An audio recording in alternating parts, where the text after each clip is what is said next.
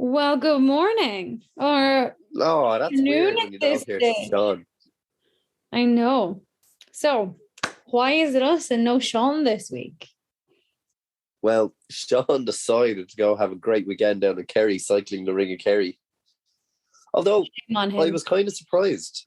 Well, one, I thought if I did that, I might die. But the other thing is, quite a lot of people I knew were doing it. I was quite surprised to see, obviously, the social media. I was like, oh, you did it. Oh, you did it. And then one or two, I was like, oh, geez, I really should have done it. But it was just really annoying. I was like, I would like to consider myself fitter than some people. And then I seen them just after completing 170k. And I was like, oh, no. I I know it's felt a long so way left out around then. when you say it like that. The How which, is sorry? it's a long way around in one go. 170 kilometers. Like that is that was my weekend distance. The thoughts of that in one go. Actually, what I've been doing this afternoon. So we're recording this of a Sunday afternoon for Sunday. you, Sunday night for me, and Challenge Roth is on. And so the full Oh, distance triathlon in Germany. And it's renowned for some of the fastest triathlon long or full distance triathlons ever. And the cycle in a full distance triathlon is 180k. I just don't think I'm there yet. Like 70.3, 90k happy out. But just seeing them do 180, I'm just like fair play. And that's roughly the distance of the Ring of Kerry cycle. yeah. And the race I was supposed to do in August was the full distance triathlon, and the cycle was the Ring of Kerry. So it's it's a little bit of an extra kick that I didn't do it. But then again, when I think to next year, because it's deferred for a year, it's like, oh boy, I have a lot of work to do if that's the cycle I'm gonna be doing. It's but anyway, I think he did it. I haven't talked to him yet, but I think he survived. I only saw half of it on Strava. So You we'll have cheated. to get him You on cheated. next week and question him about that. I'll see now as we're talking if I can go and have a stalk of him. While we're doing that, let's hit the intro music. Right, we'll hit the intro music and we'll get started this week's episode of the Any Given Monday podcast.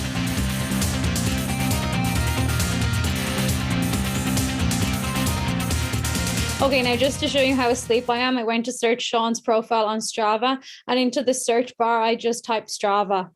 So I'm warning you all in advance, anyone listening. This could be a long episode for me. Yeah.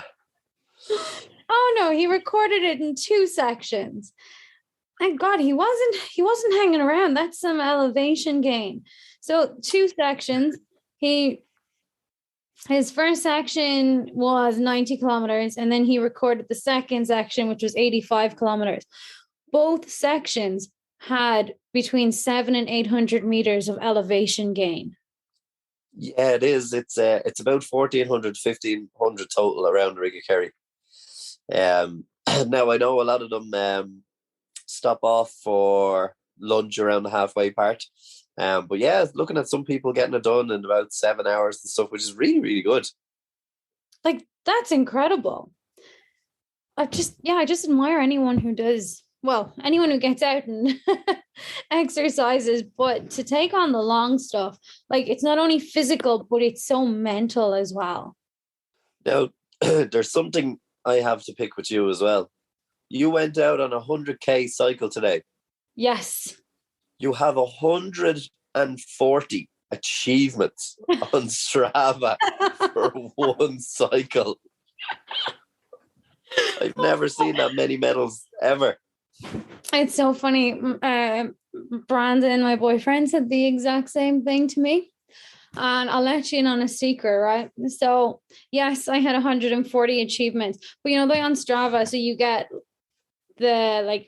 you have the achievements if you're like the top 10 overall and stuff, but you also have your own personal achievements. So like the first time you do it, you set a time on that course. Then the next time you do it, you'll either set a faster time or it'll be your second fastest time ever. And then obviously the Yeah. third time, it's still going to be either your first, second, or third fastest time. So that counts as an achievement. This was only my third time on that route. So even if I was going slow, it still counts as an achievement. Oh my God. It would have been at least my third quickest time ever doing that route.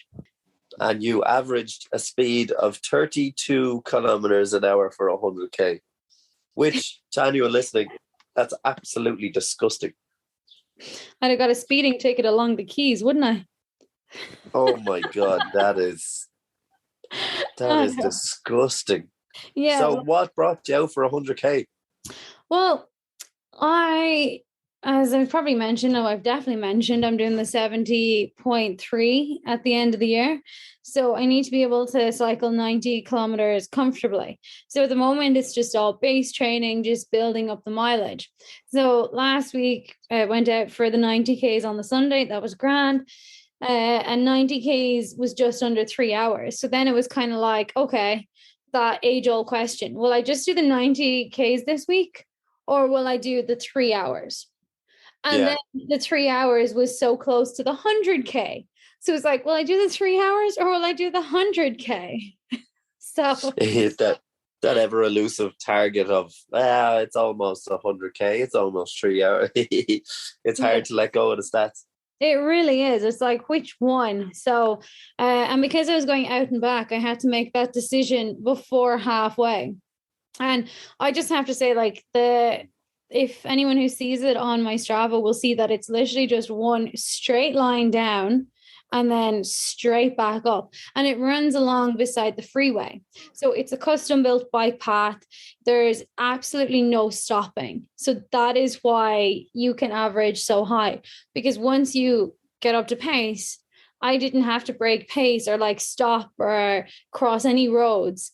Aside from the first 6K, so 6K from my house to this bike path, and then the next 44 kilometers down, didn't have to stop, didn't have to pull over, no traffic lights, no cars, no intersections. You go underneath all the roads. You're going along beside the freeway, and then any of the exits off the freeway, you just do a bit of a detour, go under the bridge, and then you're just back out beside the freeway. Yeah, it is brilliant. It was something that was in Helsinki as well, that every major road or motorway had a footpath either side, and it was like country road size wide. Do you know those like farmer lanes wide? So like you could cycle from where we were, which was 15 kilometers outside of Helsinki city centre. You could cycle all the way in or cycle all the way out, and any river or road always had footpaths either side for miles upon miles. And it was kind of like, why do we not do this at home? Like, we have canals that literally connect a lot of places to Dublin City, but yet we have no sufficient footpaths the entire way in. Like, but it'll make a big difference. They have been improving the paths at home for a long time, but it's still not finished.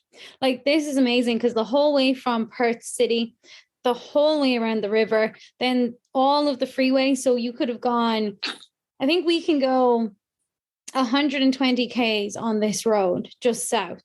You have the same north, the whole length of the freeway. You have the same heading towards the hills, and then along the coast. So the whole coast is not paved, but there are large sections of it that have the footpath and the cycling path. And like it just really is nice, and it's safe. Like, there's no way I would do that distance out on a main road going that speed. You just couldn't. You'd be kind of hugging the hard shoulder. You'd be, anytime a car would come by, making sure that they gave you enough space, not being guaranteed they'd give you enough space. It just takes all of that fear away, and you can just concentrate on getting your training in, getting good cycling. Yeah, it's something I noticed on my big cycle to work Monday. Twice someone overtook me on a bend and a car came around as they were overtaking, and I was nearly eating the rear taillights of cars a couple of times. But it's something that is like, genuinely, for the first 10 minutes of the cycle, the fear was there, the adrenaline was going. I was probably pedaling way too faster than I should have, because cars were behind me, cars were beside me, and yeah, it was a little bit scary to get used to again. Yeah, it absolutely is. So I think anyone who lives near kind of secluded, well, not secluded, but like bike paths that are separate to the main road appreciates the value of them. And I've even it's seen, absolutely brilliant. so the most terrifying thing I ever did was cycle in Dublin city centre. Like, I'm not messing. My heart used to be in my mouth, like going in and out, especially coming over, when you go past Connolly Station and you go to cross over to the south side, and then it's kind of like a large roundabout section. So I used to go from the Connolly, so the north side, over to the south side in the morning, and then come back in the evening, Tara Street across there, back around to Connolly, and all that intersection. Because you have 5 lanes, so you're trying to hug the inside.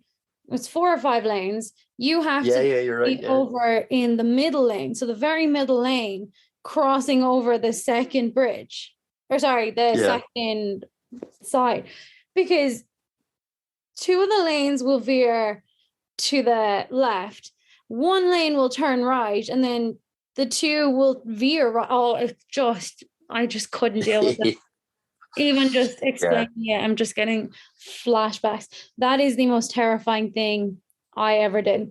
Actually, Brandon got hit by a car door on that intersection, going through traffic. So about 5:30 and winter time, so it was dark, and he had his flashing lights, and someone in traffic decided to get out of the back seat of a car and opened the door and took him out of it. Like, so dangerous. Yeah, it is absolutely madness. Although I have been looking into it, and a lot of cycling clubs are using Mondello Park for cycling, which I think is a pretty good idea. You've done this before, haven't you? I have. So Maynooth Cycle Club, they used to arrange that on a Wednesday night for maybe an hour or 2 hours. You could go and cycle on the track, because over winter it's pitch black so early. So you could just rock up. Now, they didn't have the lights turned on, so you needed your own lights. But it's absolutely fantastic because it's 3 kilometers around. You have full use of the circuit, and because it's so big and not a huge number of people, it's not very congested, and it's just closed off to cars. So very, very safe. Yeah, it makes a big difference, especially if you're trying to do something like you did, where you need a 40-kilometer stretch to just see what pace you can hold or what speed you can hold over a distance. Like, you could get your 10, 20 laps in there, and all of a sudden you've covered your 60k over the space of time. But it definitely makes a big difference. It's something that's lacking. I do sympathize with anyone who's cycling in. From next week, I'm actually cycling in from Fisborough every day, so I'm going to be taking on the city cycling for the first portion. But yeah, it's definitely less hilly, and I do have a canal section that I can cycle. And like along the quays now, they have taken away one of the lanes and made it a dedicated bike path, which is so nice. Like, they've done that since I lived in Dublin, so I've never actually cycled along it. But you can just see the amount of people that are using it. And it just shows, if the facilities are there, more people will cycle into work. And I was just very lucky as well that where I worked at the time had like shower facilities and a place to leave the bike. And they had a place where you could hang up your cycling bibs and stuff in the morning. Let's say it was a bit wet, you could hang them up and they'd be dry by that evening. So it just, it's the small things. Like, I know I was very lucky with that. But even just having the roads, like, people will make use of it if it's there and if it's safe. Yeah, it is brilliant. But again, well done to those who took part in that event in the Ring of Kerry as well. Like, there is something more satisfying about doing long cycles with many cyclists. You do feel that safety in numbers. So I suppose if ever you want to, I know a lot of people cycle the Ring of Kerry, but if you ever wanted to be a part of something with a bit of organisation and a lot of other cycles, it is a fantastic opportunity to go and see it. And the views are spectacular. I'm sure, well, I've seen some of his stories where it was pretty much clouded out, but I'm sure for the most part he had a nice view kind of day. Oh, definitely one of the more spectacular ones. But I'd say you're looking forward to next year having that scenery as your triathlon race. Yeah, and like I suppose everyone you speak to and you say, "Oh, I'm doing the full distance," they're like, "Oh, what's involved with that?" And the minute you mention after the swim you have to cycle the Ring of Kerry, everyone immediately goes, "Oh." So it's everyone knows how beautiful it is, but everyone equally knows how hilly it is. Although oddly enough, the elevation given on the Strava for the Ring of Kerry is the same elevation as the Cork full distance Ironman. So there is some decent climbing to be done in Cork as well. So if I'm going to suffer, I'd rather be looking at the Ring of Kerry than fields in Cork. So sorry, Cork fans, but one is definitely a nicer day out in terms of spectacular views. And chances are Cork's reputation for the swim being cancelled is not great. So if you actually want to guarantee that it's a triathlon and not a duathlon, don't bank on that one for any specific times or qualification, just in case. Yeah, it always does have a stinker of a day. But yeah, there's some great hills. There's actually good footage from Cork of people having to get off their bikes and walk up the hills. Oh man. Like, they are horrific. But yeah, no, I'm sure the Ring of Kerry has some huge climbs as well, but I'd like to think I'd be able to manage them a bit better. So where are you in the training now? Obviously 16 weeks to go to Dublin Marathon starting tomorrow or today, actually Sunday. Yeah. Oh, exciting. I believe I have 22 weeks to go. 22 weeks and already with a pretty decent foundation, because 100 kilometers at 32 kilometers an hour is a pretty good start to training. It's a great position to be in 22 weeks out. I need to be able to do that on my own and not sit on a wheel. Although it is improving. Like, I don't think I've mentioned yet that I've got a new bike for this triathlon. So I have a TT bike, and it just makes such a difference into the wind. Like, I struggle going into the wind. And like, that's the issue with an out and back course like what I did today that's so long, is that if there's a headwind, it's 50 kilometers of a headwind. And I just noticed with the TT bike, I can just get so aero on it. So once I'm down in the bars, it just makes such a difference. I don't feel the wind. I don't feel like it's pushing me backwards, and I can push way quicker than I normally would. Now, Brandon doesn't necessarily like that, how aero I am, because it means he gets no draft when he's sitting behind me. So when we take turns, I'm tucked in nicely behind him. And I wouldn't be in the aero bars if I was behind him, but even sitting up, great draft. And then when I hit the front and I hit my aero bars, he's just still towering over me. So he's just getting no effect at all. How do you find, now obviously to describe the TT bars or the tri bars as people will call them, they're coming out like horns from the front of the bike, and you can put your elbows pretty much onto your crossbars and get into a low position. How did you find transitioning to them? Because I find it's a long way down for me, and I don't know how comfortable I am in those positions.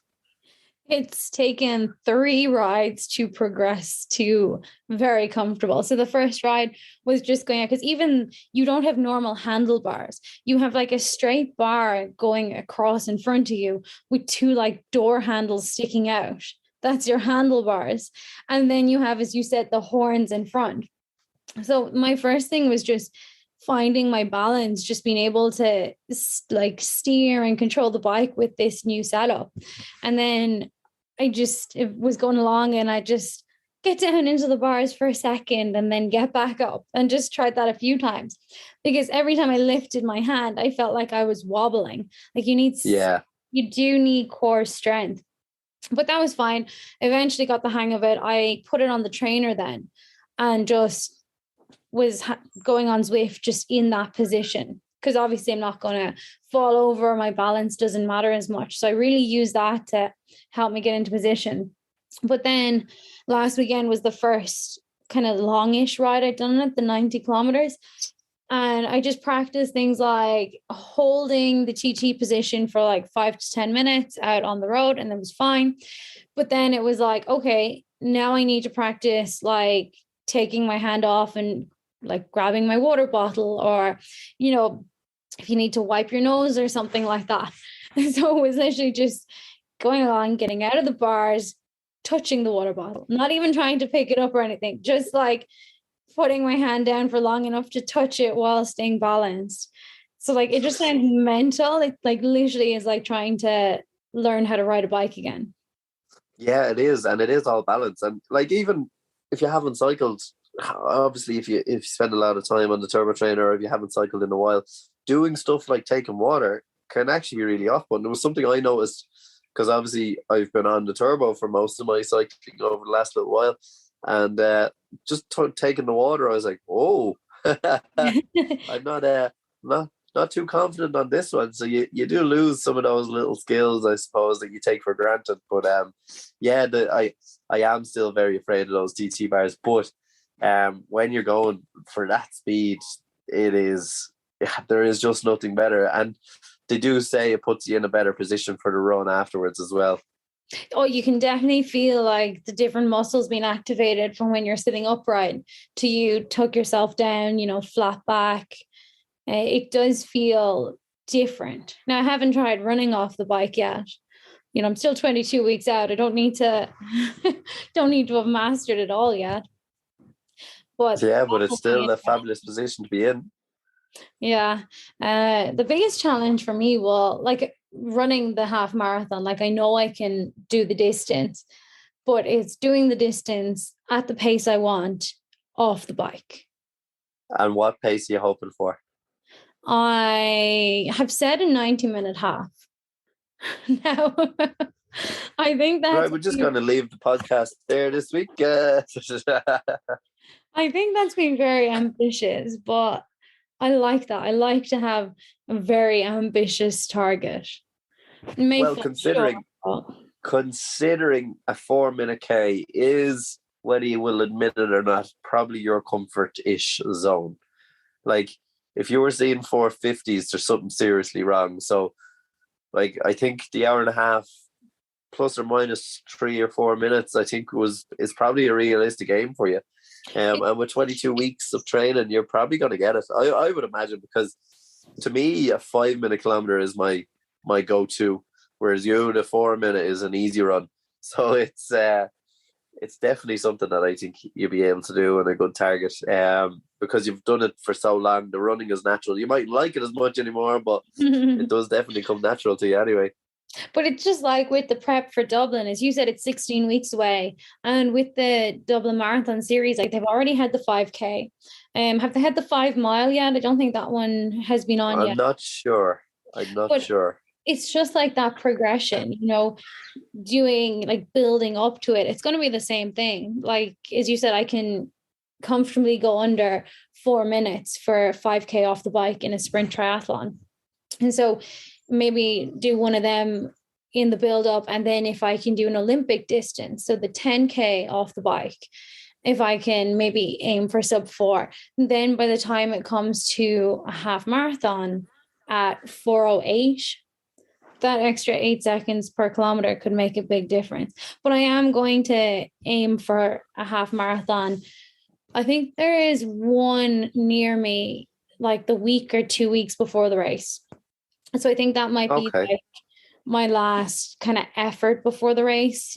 Go out, smash that half marathon, just see how it feels, and then have the race a week or 2 later. Yeah, well, it definitely, for the confidence alone, knowing you can do it is half the battle. If you didn't do that and you never really knew, you're like, oh, will I, won't I? By the time the 13-kilometer mark kicks in, you're like, oh, maybe I can't do this. Whereas if you've done it before, you're like, okay, we're through 13 kilometers, feeling good or not feeling good, but I've been here before and it's only another little bit to go. So yeah, it's definitely a good idea. And that's what one of the athletes in the Challenge Roth, they always show like interviews with them as the race is going on.